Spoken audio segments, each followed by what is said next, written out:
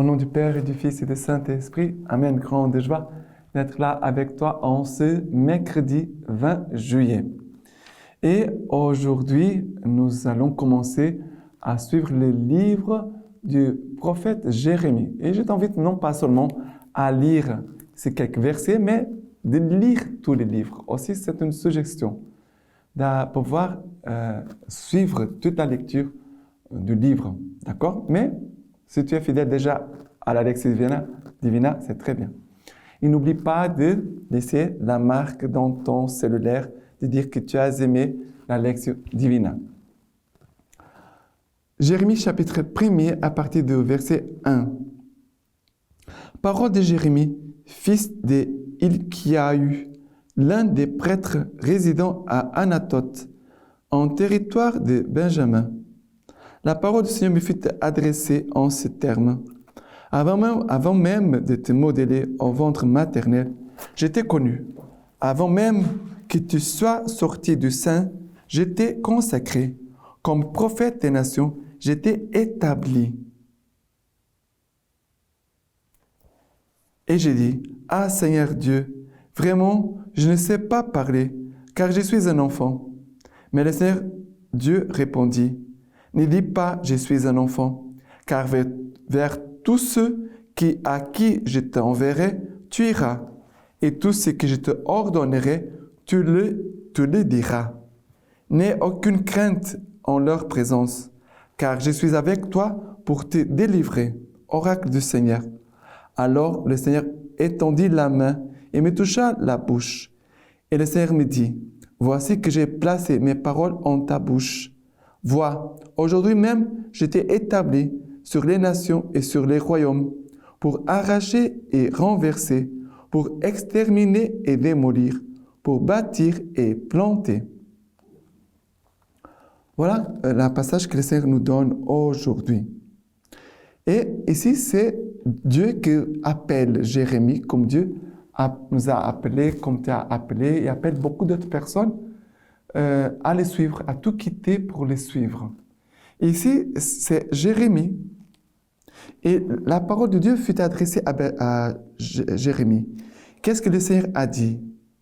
Avant même de te modeler au sein maternel, je t'ai connu. Ça veut dire Dieu t'a connu depuis toujours, même avant ta conception. Dieu t'a connu, Dieu te connaît depuis toujours. Avant même que tu sois sorti du sein, je t'ai consacré. Comme prophète des nations, j'étais établi. C'est le choix divin, c'est le choix de Dieu. Et c'est très important parce que quand nous écoutons la parole du Seigneur qui nous dit « Je te connais depuis toujours, depuis toute l'éternité je te connais, Dieu me connaît », qui peut m'aider à me connaître, Dieu? Même avant de sortir du sein de ma mère, Dieu m'avait déjà consacré. Ça veut dire Dieu m'aimait. Dieu m'a aimé depuis toujours. Dieu m'a désiré. Dieu m'a appelé à la vie. Ce sont des paroles très importantes parce que cela donne sens à notre existence. Moi, je ne vis pas de moi-même. Je vis parce que c'est Dieu qui a voulu que je sois sur cette terre. Ma vie, elle est précieuse parce qu'elle a été désirée, voulue par Dieu. Et tout ce que je vis concerne Dieu. Ma vie, ce n'est pas une vie indépendante de Dieu. Tout ce que je vis concerne Dieu. Et si je ne connais pas mon mystère, si je n'arrive pas à bien me voir, il faut que je regarde Dieu. Et en contemplant Dieu, en regardant Dieu, Dieu va me donner son regard sur moi-même. Et alors, je pourrai me connaître à partir de Dieu. Je me connais. À partir de Dieu, j'entre dans le mystère plus profond de ma personne, dans le sens de mon existence.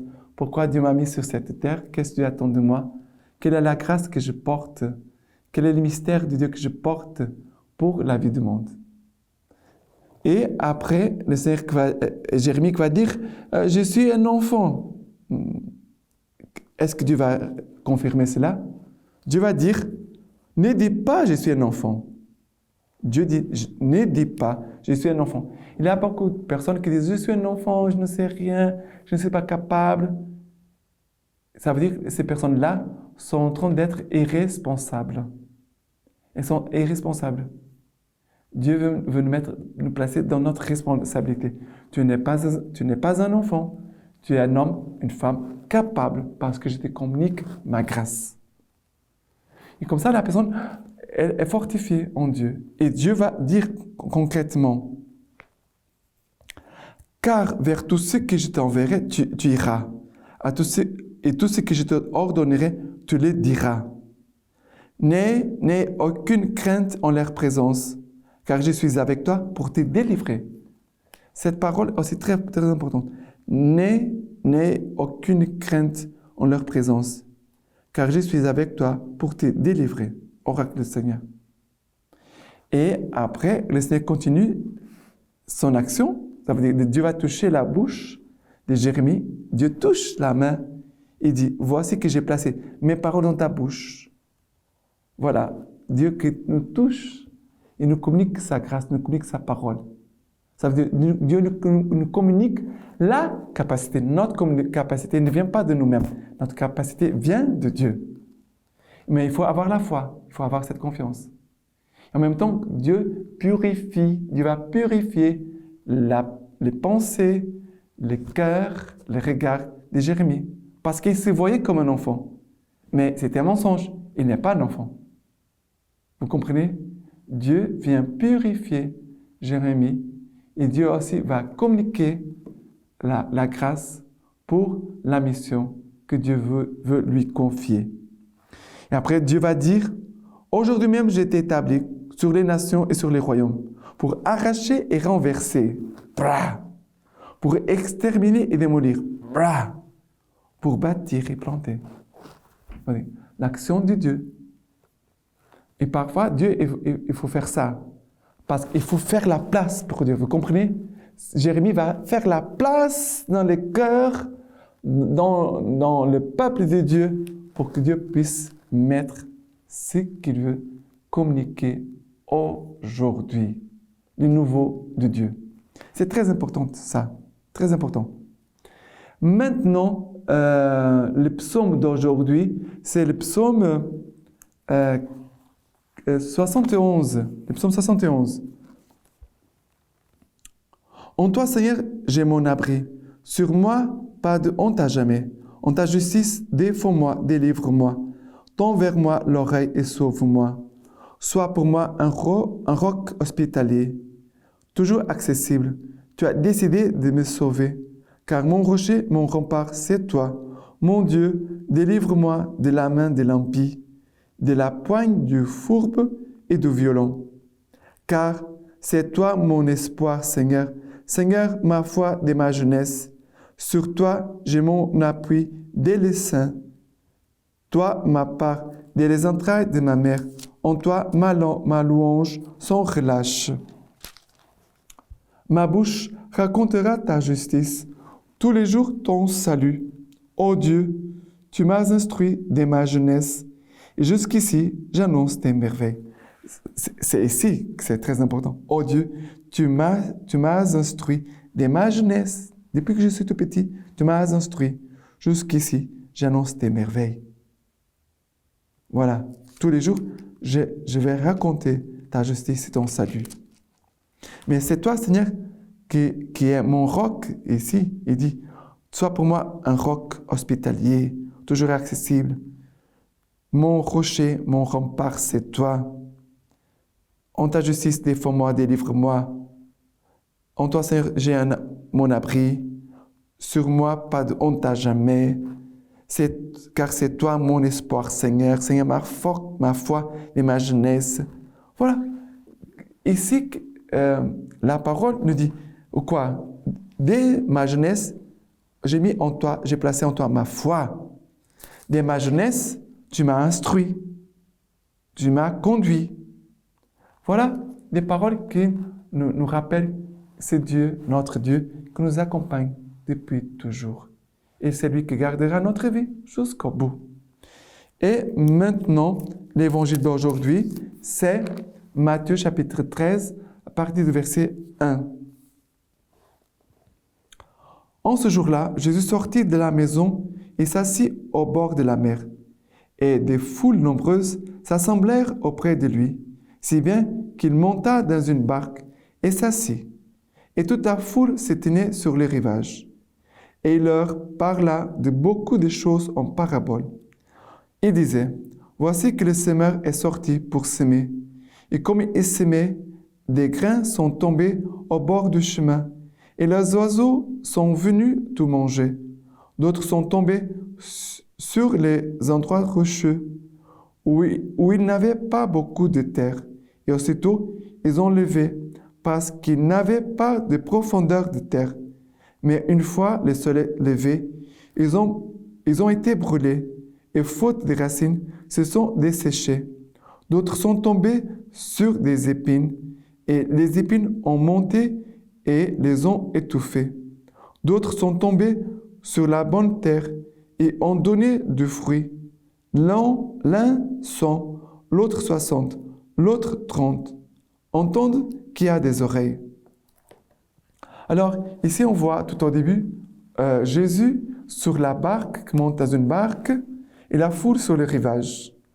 Ça veut dire que Dieu qui est proche, en même temps, il y a comme une distance. Et Dieu, il vient à notre rencontre, mais il y a aussi un effort de l'homme qu'il faut. L'homme doit faire un effort. Et cet effort ici, aujourd'hui, c'est d'écouter. Quel est l'effort? D'écouter, de prendre le temps de laisser la parole de Dieu descendre dans notre cœur. Jésus a raconté la parabole du semeur. Et ici, le semeur jette la semence partout, au bord du chemin, dans le terrain où il a beaucoup de pierres, des terres où il a des ronces. Mais Dieu ne désiste pas. On pourrait dire, mais pourquoi il a fait ça? Il a gaspillé la semence. Il n'a pas vu qu'il avait des pierres, il n'a pas vu qu'il avait des ronces. Mais pourquoi il a fait ça? Est-ce que le semeur a perdu la tête? Le semeur a toujours confiance qu'une semence peut tomber dans la terre et elle peut peut-être pousser et porter des fruits. Chaque messe, nous disons, Seigneur, je ne suis pas digne de te recevoir, mais dis seulement une parole et je serai sauvé. Nous disons ça chaque. C'est une parole de foi, une attitude de foi. Quelles sont les dispositions pour écouter la parole de Dieu? La foi. Et une foi qui est faite tout accueil, une foi toute éveillée, accueillante, dans l'écoute du Seigneur. Et le Seigneur nous regarde toujours comme une bonne terre. Le Seigneur veut travailler dans notre terre pour que notre terre puisse porter beaucoup de fruits pour sa gloire et pour le salut du monde. D'accord? Mais faisons attention. Quelles sont les ronces qu'il faut enlever? Quelles sont les pierres qu'il faut enlever de ton âme, de ton cœur? Il faut enlever.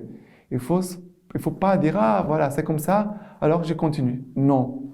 Il a un travail pour écouter la parole de Dieu, mais il a aussi un travail de conversion, de collaborer avec la grâce, collaborer avec la parole que le Seigneur nous donne.